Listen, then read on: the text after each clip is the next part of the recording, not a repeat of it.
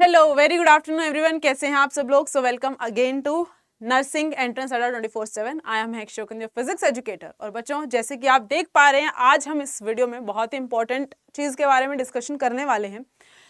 हम बात करेंगे आज एम्स, बीएससी नर्सिंग और पैरामेडिकल जैसे कोर्सेज की। बहुत सारे बच्चों को ये डाउट रहता है कि मैम, अगर हम एम्स की भी तैयारी कर रहे हैं, मोस्ट ऑफ द स्टूडेंट्स जो हमारे साथ जुड़े हुए हैं वो यूपी नर्सिंग एग्जामिनेशन को टारगेट करते हुए चल रहे हैं। तो मैंने हमेशा आपको यही चीज बोला है कि बेटा, बहुत ज्यादा फर्क नहीं होता अगर आपको 11th 12th पढ़ाई कर ही रहे हो दोनों के दोनों क्लासेस की, और अगर आप 12th में भी हैं या तो फिर आप ड्रॉपर हैं, बोथ सिनेरियोज के अंदर आप हर नर्सिंग एग्जाम को टारगेट करते हुए चल सकते हैं।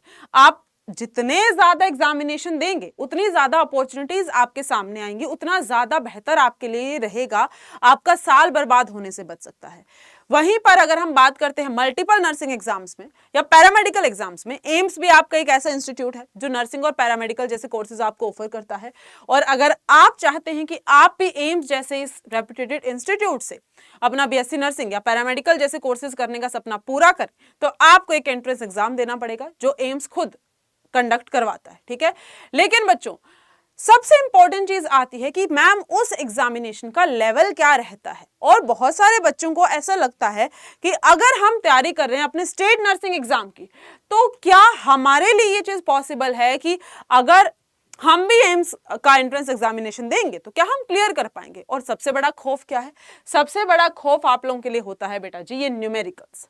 क्योंकि मैम, अगर हम स्टेट नर्सिंग एग्जाम की बात करें, जैसे कि यूपीसी नेट जैसे एग्जाम्स की बात करें, वहां पर तो मोस्टली मुझसे थ्योरी पूछी जा रही है, लेकिन यहां पर मैं न्यूमेरिकल्स कैसे प्रैक्टिस करूं। और इन न्यूमेरिकल्स के डर की वजह से तो मैम हमसे बहुत सारे एग्जाम्स नहीं क्लियर हो पा रहे। जो ये शब्द था ना पूरे सेंटेंस के बीच में, डर, वही है आपकी समस्या की जड़। क्यों है वो आपकी समस्या की जड़? वो इसलिए है आपकी समस्या की जड़ क्योंकि आपने उस डर को अपने अंदर बिठा लिया है। ठीक है, तो पहले तो चलो हम बात करते हैं कि क्या एम्स में सिर्फ और सिर्फ न्यूमेरिकल पूछे जाते हैं। ये जो चीज आपको रोक रही है एम्स की तरफ बढ़ने से, उस समस्या का समाधान भी हम इस वीडियो में डिस्कस कर लेंगे। सो देखिएगा बच्चों, अगर हम एम्स की बात करते हैं, उसका एग्जाम पैटर्न एक बार नोटिस कर लेते हैं। तो एम्स बीएससी नर्सिंग की अगर हम बात करेंगे तो बीएससी नर्सिंग में आपके पास फिजिक्स, केमिस्ट्री, बायोलॉजी और साथ ही साथ जीके पूछा जाता है। Physics, chemistry, biology major portion है, आपको 30 क्वेश्चन यहाँ पर देखने को मिलेंगे। वहीं पर अगर हम बात करते हैं आपके पास जीके की, जीके में आपको 10 नंबर की आपके पास जीके आती है। तो मतलब टोटल 100 नंबर का आपके पास ये पेपर आएगा, जिसमें से 30 and 30 are from physics, chemistry and biology, और 10 नंबर आपका एक्स्ट्रा जीके का भी होता है। तो अगर आप लोग सोच रहे हो कि मैम ये 10 नंबर भी नहीं गंवाने, आसान आती है, बहुत ज्यादा मुश्किल नहीं आएगी, अगर आप बेसिक जीके पढ़ना शुरू कर दोगे, अभी तो है 4-5 महीने, तो आप इस पोर्शन को भी कवर कर सकते हैं।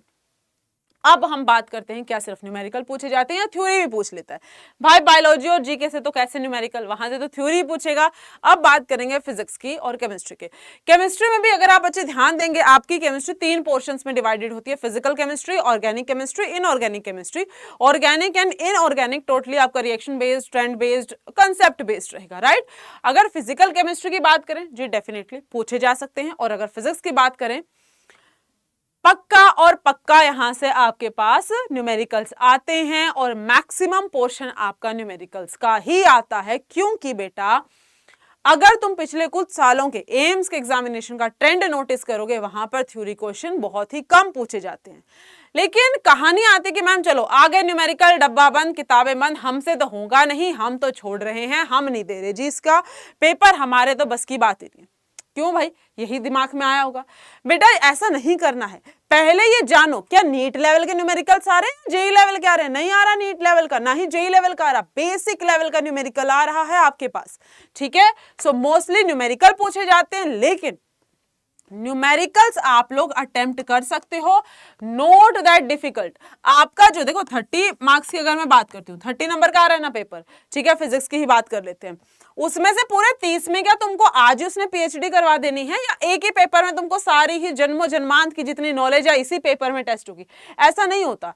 ये भी आपका 50-50% में डिवाइडेड होगा ना, 15 मार्क्स होंगे और यहां पर भी आपके 15 मार्क्स होंगे। ये 15 मार्क्स तो आप लोग गेन कर ही पाओगे, समझ रहे हो? अगर आपने बेसिक थ्योरी पढ़ रखी है, बेसिक अगर आपके कंसेप्ट क्लियर हैं, कुछ क्वेश्चन तो कंसेप्चुअल भी डालेगा, ये तो आप वहां से कर लोगे स्कोर। अब बात आती है इन 15 नंबर की। इन 15 नंबर के लिए क्या करें? इन 15 नंबर के लिए अगर तुम्हें कुछ नहीं आता, आप स्टार्ट करो बेटा जी आज से ही क्वेश्चन प्रैक्टिस करना। मान लीजिए आपने किसी भी चैप्टर को रीड किया है ना, चैप्टर को पढ़ लिया। चैप्टर में हम सबसे पहले क्या करते हैं मैम? सबसे पहले हमारा फेवरेट काम, हम थ्योरी पढ़ते हैं, फिर हम क्या करेंगे बेटा? हम बनाते हैं यहाँ पर नोट्स। आपने क्या बना लिया? यहाँ पर नोट्स बना लिए। चलिए मैम, बहुत अच्छी बात है। अब इस नोट्स के बाद क्या बनाओ? अपने 1 पॉइंटर्स बना लो। ठीक है, क्या किया आप लोगों ने? मैम अगर आप बोल रही हो कि शॉर्ट नोट्स बना लो, पॉइंटर्स में हम लोग क्या करेंगे? शॉर्ट नोट्स बनाएंगे। भाई अगर तूने इतना काम कर लिया तो ये जो तेरे शॉर्ट नोट्स हैं, क्या ये तेरे बिना फॉर्मूला के होंगे फिजिक्स के? नहीं होंगे। इनके अंदर आपको पक्का पक्का फॉर्मूलाज को ऐड करना है। अगर तुम गोज का नियम लिख रहे हो अपनी नोटबुक में, क्या फॉर्मूला छोड़ दोगे? क्या उसका लिखोगे ना कि आपके पास phi equal to q by epsilon naught होता है और दिया गया था। बेटा कई बार तो सीधा फॉर्मूला पूछ लेता है और 50% आपका पूछा जा रहा है फॉर्मूला बेस्ड। तो जब फॉर्मूलाज याद हैं तो अब बची क्या चीज मैम? कैलकुलेशन प्रैक्टिस करनी पड़ेगी। और वो कैसे होगा बेटा? उसका एक ही तरीका है कि आप मैक्सिमम नंबर ऑफ क्वेश्चंस को सॉल्व कीजिए। अगर आप मैक्सिमम नंबर ऑफ क्वेश्चन को सॉल्व करेंगे तो आपकी अच्छी प्रैक्टिस हो जाएगी। फिर हम बात करते हैं कि मैम चलो हमने बेसिक फॉर्मूला बेस्ड न्यूमेरिकल्स कर लिए, कोई भी किताब फॉलो कर रहे हैं, ठीक है? फिलहाल मैं किसी भी किताब का आपको बोलूं, कोई भी आप जनरल किताब, 12th में हो, 12th का कोई कंटेंट टीचर्स ने स्कूल्स में सजेस्ट किया होगा, 11th में हो तब भी सजेस्ट किया गया होगा, उन्हीं बुक्स को उठाओ। उनमें जब आपका टॉपिक वाइज क्या होता है बेटा? उसमें टॉपिक वाइज आपके पास फॉर्मूला बेस्ड क्वेश्चंस हैं, वो करवाए जाते हैं। बट उसके एंड में, किताब के एंड में या चैप्टर के एंड में आपको जो प्रैक्टिस सेट गिवन होता है, तुम अगर उतना भी कर लोगे बेटा, है ना, उतना भी कर लोगे तब भी आपसे हो जाएगा। मैम मुझे बिल्कुल नहीं आता, बिल्कुल समझ नहीं आता, तो क्या करना है? आप पहले 10 से 12 क्वेश्चंस एक ही कंसेप्ट के जो सॉल्व हैं, ठीक है, जो सॉल्व किए हुए हैं उनको पहले देखो और देख देख के सॉल्व करो। जब 10 क्वेश्चन देख के सॉल्व कर लोगे तो तुम्हारे दिमाग में कंसेप्ट क्लियर हो जाएगा। फिर जब आप बाद में हो गया, एक जो तुमने पूरा शिफ्ट था वो सॉल्व किए हुए क्वेश्चंस को देख के सॉल्व करने में कर लिया जी, हो गया मैम, बहुत अच्छे से हो गया। अब क्या करो? उनको बिना देखे सॉल्व करने की कोशिश करो, उनको खुद से अटेम्प्ट करो और तुम देखना अगर पूरे 10 नहीं तो कम से कम 7 क्वेश्चंस तो तुम अटेम्प्ट कर ही लोगे।